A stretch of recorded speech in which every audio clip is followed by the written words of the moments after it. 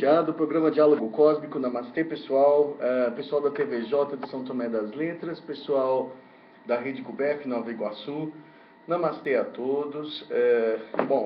Estamos já em 2015. Feliz ano novo a todos. E eu gosto muito de fazer esse programa na medida do possível, falar um pouco o que eu sei, né? E às vezes a gente sempre assim, quando me falta inspiração, sempre surge, né, na última hora, a inspiração do que fazer, do que falar. As pessoas me oferecem sugestões, às vezes eu aceito, às vezes não. Às vezes as coisas surgem espontaneamente. Hoje, por exemplo, né, eu estava ontem no cinema, né?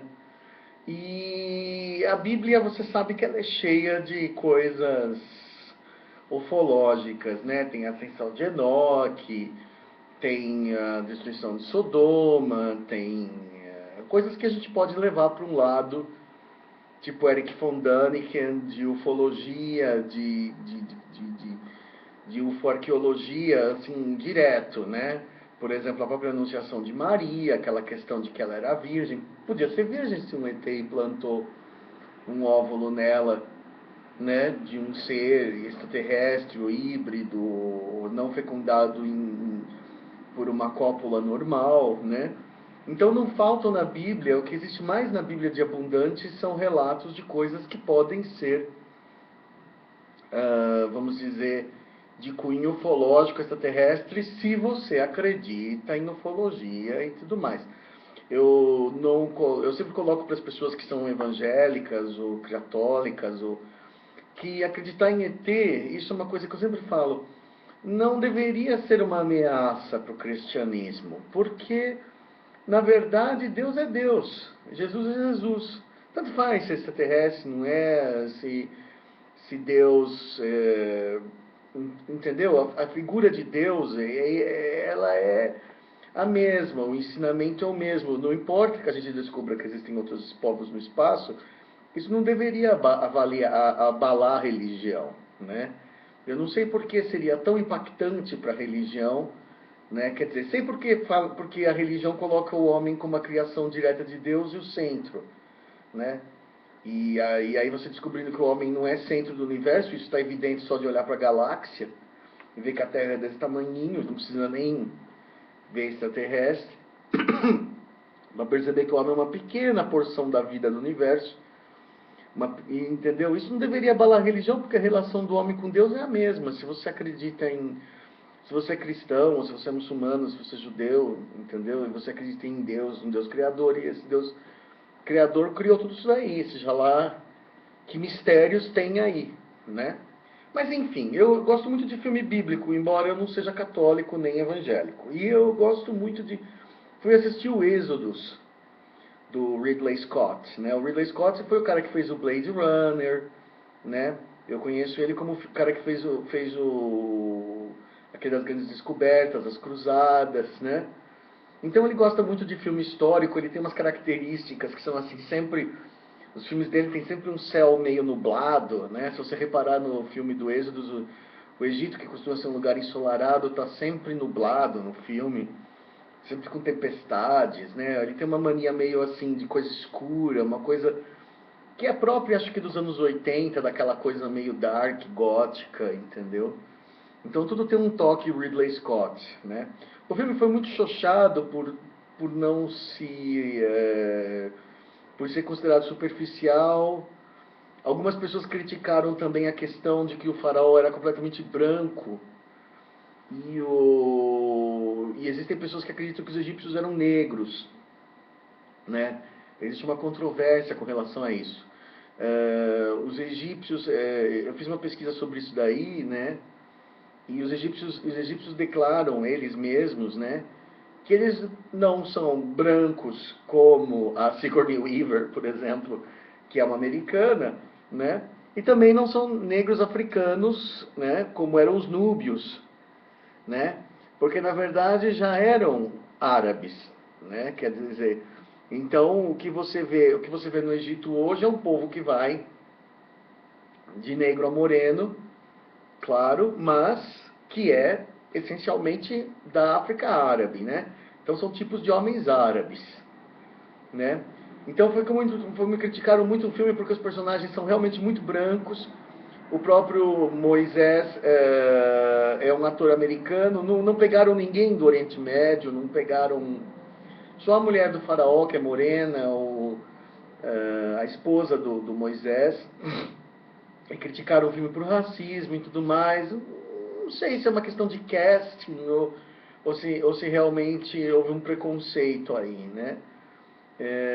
Algumas pessoas querem bater nessa tecla. Realmente os personagens não têm aparência, vamos dizer, do Oriente Médio, né? E geralmente em filmes de faraó que a gente vê esses dos anos 50, 60 também não tinha. A Cleópatra, a Liz Taylor, nada a ver, né? Agora a Liz Taylor tem pelo menos o cabelo preto, né? Era uma mulher morena. E Sigourney Weaver também. Mas isso não interessa. Acontece o seguinte,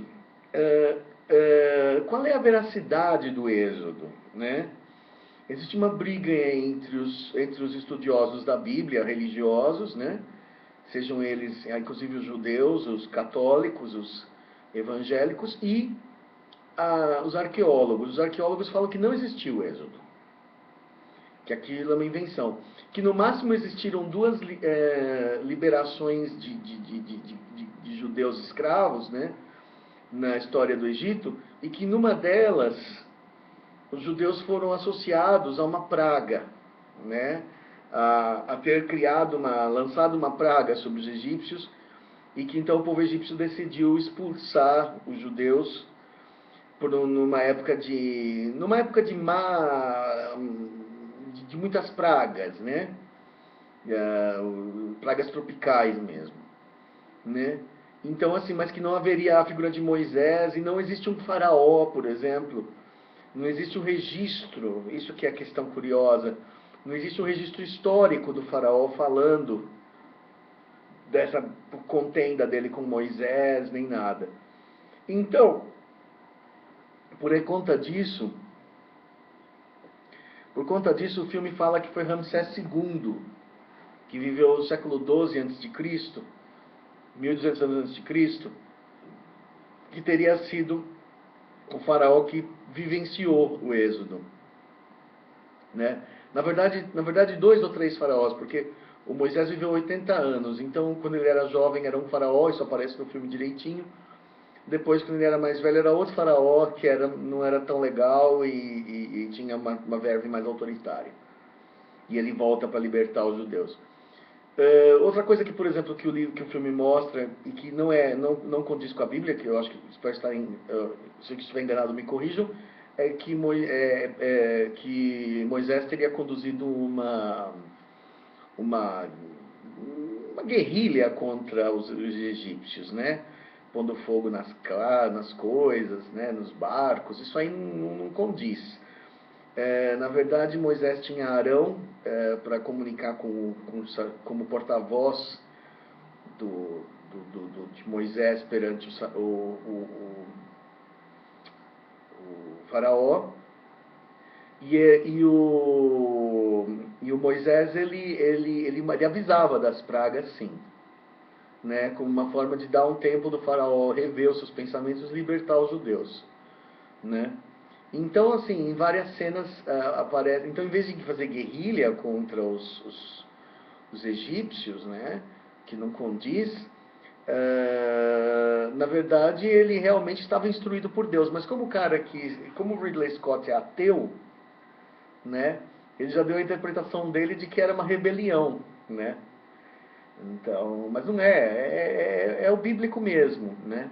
O grande mistério é assim, por exemplo, o mar fica vermelho, né? O rio Nilo fica vermelho. No filme ele fala que os crocodilos começam a morder, ficar famintos, e o sangue dos peixes e dos humanos mortos é que deixa o Nilo vermelho. Mas na verdade, existem até teorias dizendo que uma espécie de alga tomou conta do rio e deixou ele vermelho, e que houve uma explosão em Creta, em Santorini, né? E que essa explosão precipitou um aquecimento das águas e que o aquecimento das águas teria matado os peixes, teria literalmente cozinhado os peixes dentro da água, e que então com a morte de muitos peixes, a putrefação, a proliferação da alga, que explicaria pelo menos, né, a primeira praga, que é a água vermelha, né, água intragável, salobra, né, e que depois as consequências, que são, por exemplo, as moscas, né, que causavam as bolhas, que também era uma outra praga, por exemplo, a morte dos animais pela contaminação, que é a morte das vacas, né, também é outra praga do Egito. Quer dizer, uma praga do Egito, a inicial, que seria o aquecimento da água do Nilo, apodrecendo a água e matando os peixes, e causando uma mortalidade do rio, a morte do rio, né? Ficar de repente que nem o rio Tietê, entendeu? Morto, né? Isso seria a causa desencadearia uma série de coisas. Depois os gafanhotos, a proliferação dos gafanhotos, a proliferação das doenças e até a morte dos primogênitos poderia ser explicada por isso, né? Por toda a contaminação alimentar e tudo mais, né? Pela proliferação das moscas e tudo mais, que poderia ter atacado as crianças primeiro, né? As crianças sempre numa situação de criança e idoso sempre numa situação de epidemia são os grupos de maior risco, né? Porque os dois extremos da vida são mais frágeis. Bom, tudo bem. Mas isso aí, por exemplo, aí a gente entra naquelas, né? Isso não muda o fato, eu acredito que a história bíblica seja verdadeira. Isso não muda o fato que Moisés sabia, né? De tudo isso daí. Quer dizer, mesmo que você possa explicar cientificamente, dizer assim, não foi a mão de Deus, foi um ato foi um ato meramente natural, foi um encadeamento de uma catástrofe ecológica. Mas ele sabia a data da catástrofe ecológica antes de acontecer. Estava tudo bem, ele falou para o faraó, liberta o meu povo, senão vai acontecer alguma coisa ruim. O faraó, não, não, não, não, não. Ele ficou teimoso na história, né? Aí, então, o que acontece? Foi indo até... Ele sabia a data, quer dizer... Ele sabia a data porque Deus, ou um extraterrestre, ou alguém informou a ele da iminência do acontecimento, né? Que aí poderia ser até dizer, Moisés aproveitou um fato que ele já sabia para libertar o povo dele. Perfeito. Mas como é que ele sabia? Se o faraó não sabia, com todos aqueles sacerdotes, com todos aqueles cientistas, era o topo da ciência da época, né? Ninguém estava mais bem informado das coisas que os egípcios. Os egípcios eram o auge da civilização naquela época. Então, se Moisés sabia, não teria cabimento eles não saberem, né? Então, aí que está o divino, o místico ou extraterrestre ou especial da história, né? Depois, com relação a essa controvérsia de quem foi o faraó que eu peguei aqui inclusive de um site evangélico, inclusive, né? Que em Êxodo 1:8-11, no livro do Êxodo, diz que os hebreus edificaram ao faraó as cidades armazéns, Pitom e Ramessés, que aparecem no filme. Pitom e Ramessés, e por isso Hollywood considera que era o Ramsés. Mas só que Ramsés, né? A palavra Ramsés significa abençoado por Ra, o Deus Sol. Então, por exemplo, essa é uma palavra como se fosse em português Benedito, entendeu? Entendeu?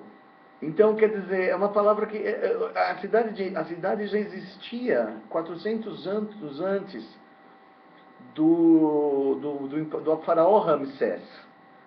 A cidade já existia no governo do faraó Amenhotep, que foi 400 anos. O Egito foi um dos reinos mais longos e mais prósperos da história da humanidade. Ele durou 3.000 anos. Isso não tem ideia do que é manter um governo por 3.000 anos. Os Estados Unidos têm 200 anos e já está tudo atrapalhado. Roma durou, sei lá, 700, 800 anos. Né? 3.000 anos, as únicas civilizações que duraram tanto foram a China, que vamos dizer, acabou, no século XX com o Chiang Kai-shek e o Mao Tse-tung acabou, vamos dizer, a civilização chinesa. Pode dizer, entendeu? Pelo menos a China imperial, a China como ela viveu por 3.000 anos, acabou em 1912. E a Índia, que até hoje tem marajás e tem aqueles deuses todos, e tem 5.000 anos. E os judeus, né, que apesar de todos os êxodos e todas as complicações, tem 5.000 anos de cultura ininterrupta, sobrevivendo em vários lugares do mundo. Quer dizer, são as 4 culturas mais antigas do mundo. Uma das 4, existem outras aí, né, os zoroastrianos e tudo mais, também são antiquíssimos. Mas, de uma forma geral, a gente pode dizer que os egípcios foram um grande sucesso, até Cleópatra, né, que foi a última pessoa que tentou salvar o Egito da dominação romana, e depois da dominação romana vai para o brejo tudo. Né? O Amenhotep ele viveu em 1450 a 1425, e ele é filho de Tutmés III. Né? Mas como Moisés viveu 80 anos, ele pode ter conhecido 2 ou 3 faraós, seus governos sucessivos, né? E a sua filha, a filha do Amenhotep, casou com um outro filho adotivo que se chamou Tutmés II, né? E quem mandava era a rainha Hatshepsut, que era uma das belas. Existe uma história engraçada de que, por exemplo, a única rainha... Poucas mulheres foram rainhas, né? A Hatshepsut, ela chegou a vestir... Ela mandava tanto que em algumas cerimônias elas punham aquele negócio de barba. Tinha uma caixinha que você punha a barba, prendia aqui, né?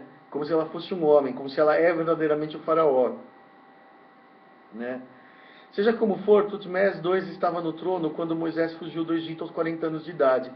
Na Bíblia, Moisés foge porque ele mata um capataz, né, que acaba com que destrói estava maltratando um judeu. E no matar, ele percebe que ele se meteu em encrenca porque ele fez um ato, vamos dizer, anti-egípcio, né? Um ato, vamos dizer, de lesa-pátria, vamos dizer praticamente, né? Então aí que ele foge, aí que ele foge para a mata, ele realmente para o deserto, onde ele encontra ali, vamos dizer, tribos, vamos dizer, tinha guerra com os hititas, né? O Egito era sempre atacado por várias fronteiras e existiam assim povos que viviam ali mais ou menos marginais ali, onde os egípcios não iam muito, que é aí que ele conhece a Zéfora no filme, né? E aí depois ele volta para libertar o povo judeu quando ele percebe que é chegada a hora, né? O historiador hebreu Joséfo escreveu que Moisés fugiu e um outro faraó tomou seu lugar. Tutmés III reinou ao lado da esposa da esposa de seu pai, que não era sua mãe. Quando ela morreu, Tutmés III mandou raspar todas as referências a ela nos monumentos. Tinha muito isso, por exemplo, uma coisa que eu falo, por exemplo, o fato de não existir registro, o Tutmés III, vamos dizer que seja o Tutmés III, o faraó que conheceu o Moisés, que houve o êxodo. Vamos dizer que o êxodo foi verdadeiro. Os egípcios, eles tinham um costume, eles tinham uma coisa que eles chamavam de defacing. Por exemplo, quando Akenaton queria estabelecer o monoteísmo, o culto ao deus Aton, né?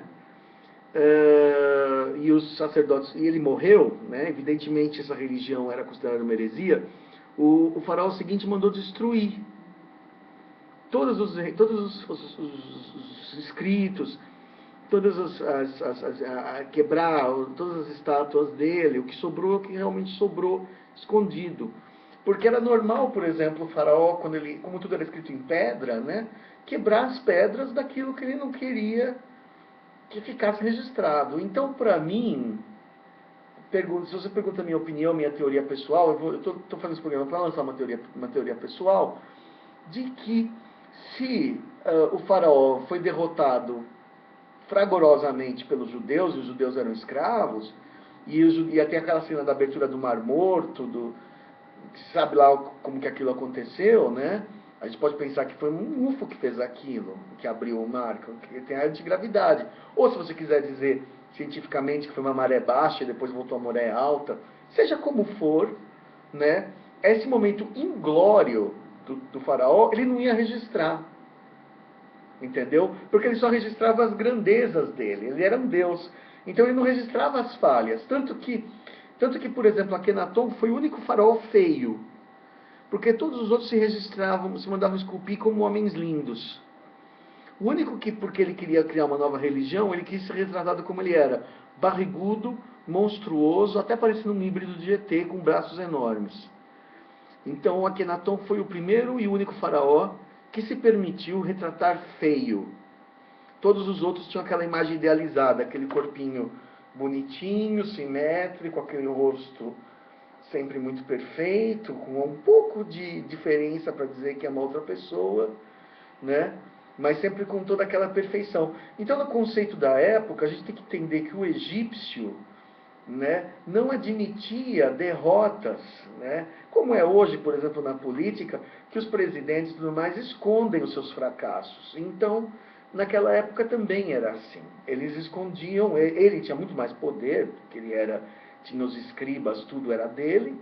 Então ele falava assim, olha, essa história feia eu não quero que você conte. Então, eles foram embora porque eles tinham uma praga, eles eram pestilentos, ele até chamou de leprosos, né, chamou os judeus de leprosos. Entendeu? Não vê aqueles leprosos embora, que eles davam azar para o Egito, né? Quer dizer, como se fosse um fato pequeno. E na verdade, agora, também uma coisa que a gente sabe, outra mentira que tem no filme, é que não podem ter sido 400 mil judeus, porque a população do Egito inteiro era 1 milhão de pessoas. Então, se tivesse 400 mil judeus, esvaziava o Egito, né? E até porque seria incontrolável ter 400 mil judeus, ter um egípcio para cada judeu, entendeu? Cada judeus iam se rebelar e iam embora. Então, por exemplo, a gente sabe que os judeus deveriam ser, na verdade, existem dados bíblicos, 600 mil, está lá na Torá. Algumas interpretações falam que foram 600 famílias, ou 60 mil, ou 6 mil, ou alguma coisa 6, né? Porque não dá para ser 600 mil, porque naquela época a população humana era muito menor, então 2 milhões era o Egito inteiro. A gente pensa hoje em dia 400 mil é menos que a população de Piracicaba hoje em dia, mas naquela época era um monte de gente, entendeu? Roma tinha 1 milhão de pessoas, que era o centro do mundo, 1000 anos mais para frente disso daí, né? Então, assim, era uma mega capital, uma capital de 1 milhão de pessoas. Hoje em dia, porque a cidade brasileira média tem 1 milhão de pessoas, né? E nem é capital do mundo nem nada. Então, por exemplo, mas naquela época a gente tem que relativizar nos conceitos da época, né? E aí, então, outra coisa que é muito interessante na questão do Moisés, e que eu acho bacana, é que aí, por exemplo, existem aquelas coisas que o Daniken mesmo já menciona, que é o maná e o shekinah, né? O maná, que era a comida que caía do céu e que permitia os judeus chegarem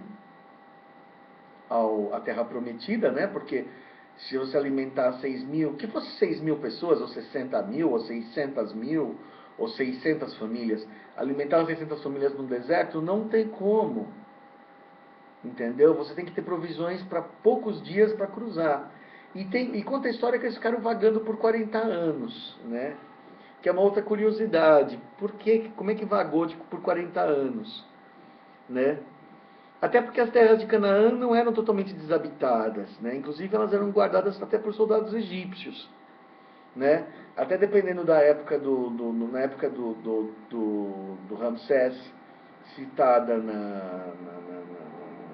filme, o Canaã, a Judéia, pertencia já ao Ramsés. Então, por exemplo, na verdade, ele teria permitido que eles voltassem a uma província do Império Egípcio. Né? Quer dizer, ele nem estaria assim... na verdade, nem estaria perdendo os seus domínios. Né? Apenas mandando os rebeldes para uma província distante. Ele, na verdade, estaria exilando os judeus, se fosse colocar dessa forma. Porque ainda não havia, porque existe uma época que Canaã pertenceu ao Egito, entendeu? Então, por exemplo, todos esses detalhes, essas inconsistências históricas colocam que, por exemplo, mas como é que os judeus puderam cruzar se tinha soldados egípcios no deserto? Porque eles tinham o laissez-passer, né, o passe do faraó, só por causa disso, né? Ou porque as províncias muito distantes não sabiam o que estava acontecendo. E depois, por exemplo, essas pragas que acontecem, né? A praga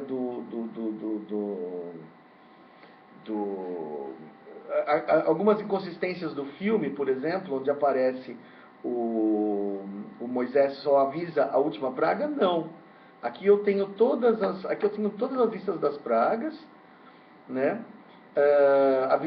Houve um aviso da praga do sangue, sim, dada por Arom, né? O faraó prometeu deixar os israelitas ir embora? Sim. Na primeira ele deixou, mas ele deu risada, ele estava brincando. O faraó estava de brincadeira com os caras, né? Inclusive deuses que foram invocados, Kinum, guardião do Nilo, Rapi, espírito do Nilo, Osíris, Osíris e outros. Na praga dos sapos, isso é muito interessante, no Êxodo 8, 15. Quais os deuses foram chamados para proteger os egípcios? A deusa Rekt, associada à fertilidade, e talvez outros. Houve um anúncio? Sim, dado por Arão. Ele usou o cajado? Sim, usou. O faraó prometeu deixar? Sim. Praga dos piolhos. Aqui, Êxodo 8,16. Quais deuses egípcios foram convocados? Né? Foram invocados para, na verdade, foram invocados pelos egípcios. Deus Set, Deus da terra, e talvez outros. Existiu um anúncio? Não. Quem seria o agente imediato? Arão. O faraó prometeu deixar os israelitas ir embora? Sim. Quer dizer, ficava falando que ia deixar e não fazia. Na praga das moscas, foi Hathor, a deusa da vaca, e outros. Houve um anúncio dado por Deus diretamente, né? O faraó prometeu deixar os israelitas ir embora? Sim, novamente. A praga das vacas, né? Quais foram os deuses evocados pelo faraó? Ptah, deus de Mênfis, Hathor, deusa da vaca, e talvez outros. Houve o anúncio, sim, dado por Deus, quer dizer, Deus começa a aparecer, entendeu? E avisar as pessoas. A praga isso não está claro aqui. A praga das bolhas faciais, daquelas blisters, né? Deusa Hathor foi invocada. Moisés vai pessoalmente, já é a sexta praga, né? O faraó fala assim e não faz, né? É que nem político brasileiro, fala assim e não faz. Qual deus egípcio foi insultado na praga dos granizo? Set e Nut, deusa da noite. Sérapis, deus do fogo e da água. Com o anúncio dado por Moisés, aí Moisés vai diretamente nas últimas partes. O faraó promete deixar embora. Sim, mas ainda não vai, né? Ele está hesitando porque os judeus eram um número de escravos imensos que estavam construindo as pirâmides e coisas para ele, né? A praga da escuridão. Não, a praga dos gafanhotos insultou Ísis e Set, deus da terra, e além de outros. Anúncio dado por Moisés. O faraó de novo promete que vai deixar. Praga da escuridão, né, que Deus foi insultado. Ra, ou Amon, deus do sol, deus de Tebas, além de outros. Quem foi o agente imediato que informou? Moisés. Foi usado cajado? Sempre. O faraó prometeu deixar os israelitas ir embora? Sim. Só que, né, é só no último, né, a morte de cada primogênito de cada homem e vaca. Na verdade, tem esse detalhe, que o primogênito de cada pessoa e gado no Egito morreria, exceto pelos israelitas, né? Essa praga é descrita no Êxodo 11, 1, 10, 12, 29 e 32. Que deuses egípcios foram insultados? O faraó ele mesmo. Eles se consideravam Deus. Houve um anúncio, sim, dado por Deus. Foi usado um cajado, sim. O faraó prometeu deixar os israelitas ir embora, sim. Quer dizer, então o que acontece é que ele sabia dos eventos. Isso que é inexplicável. Mesmo que você dê, que Moisés sabia, mesmo que você dê uma explicação cética para o assunto. Os céticos falam, não, mas são eventos naturais climáticos da época. E como que Moisés sabia? Ou Arão, né? Quem era o Deus que informava para ele? Né? E outra coisa que é interessante, que é bem ufológica nessa história do Moisés, é a Shekinah. A Shekinah em hebraico significa habitação de Deus. Aparece na Torá que os judeus estão lá seguindo, atravessando o deserto, seguindo a Shekinah. Quer dizer, a Shekinah, que era a carruagem divina, que era a habitação de Deus, e era uma luz no céu. Quer dizer, um UFO, né? Uma nave-mãe, que ficava orientando as pessoas. E, curiosamente, eles levaram 40 anos para atravessar o deserto. Não leva 40 anos, leva uns poucos dias, não é tão distante assim. Leva umas poucas semanas. Então, por exemplo, a Shekinah, além de conduzir os caras, conduziu errado, mas manteve eles vivos. Por quê? Porque ela queria que os judeus egiptificados mais velhos, aquela geração mais velha, que tinha sido monoteísta, que cultuava os deuses egípcios e tudo mais, morresse e fosse substituída por uma população judaica mais pura, mais autêntica, mais autóctone, né? que estivesse revivendo os velhos costumes monoteístas e tudo mais. Então, por exemplo, você vê claramente uma intervenção extraterrestre no caso de Moisés. Eu considero isso arqueologia, entendeu? Eu tenho praticamente certeza que isso aí aconteceu, embora o faraó não mencione, porque feria a vaidade dele, entendeu?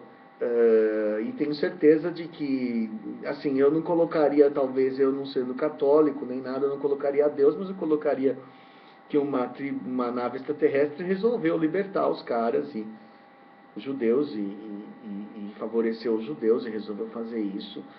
Talvez, entendeu, com ordens das hierarquias superiores, para quem acredita em comando Ashtar e tudo mais. Né? Então, assim, mas é inevitável acreditar que aconteceu, porque não seria o templo tão importante ao Êxodo que até Salomão conta a construção do templo 480 anos depois do Êxodo. Quer dizer, o Êxodo para os judeus é muito importante, ele não pode ser uma bobagem, né? Tem que respeitar também, não pode ser uma fantasia, é muito marcante para a vida deles, a relação deles com o Império Egípcio, a relação ruim deles com o Império Egípcio, para ser uma bobagem, né? Eles colocaram muita ênfase nessa questão do Êxodo, é mais importante no judaísmo do que no próprio cristianismo, né? Então não pode ser uma besteira, uma fantasia ou um mito. Mesmo que o faraó faça aquele downplay e fale assim, eu mandei deixar eles embora por qualquer motivo, que eu me cansei. Porque eles davam azar para mim, começou a ter muito gafanhoto. Não, é muito mais complexo que isso. Tá bom? Um caso interessante de ufarcologia, o filme é bom, embora fantasioso hollywoodiano. É bonito pelas roupas e pelos cenários, pela essa parte que eu gostei. Porque eu adoro tudo que é egípcio. Eu vivi vidas no Egito, gosto do Egito, né? Na verdade, eu fui pela parte egípcia, que é realmente um império reptiliano e maravilhoso. Ok, pessoal? Chico Penteado, programa Diálogo Cósmico e Namastê.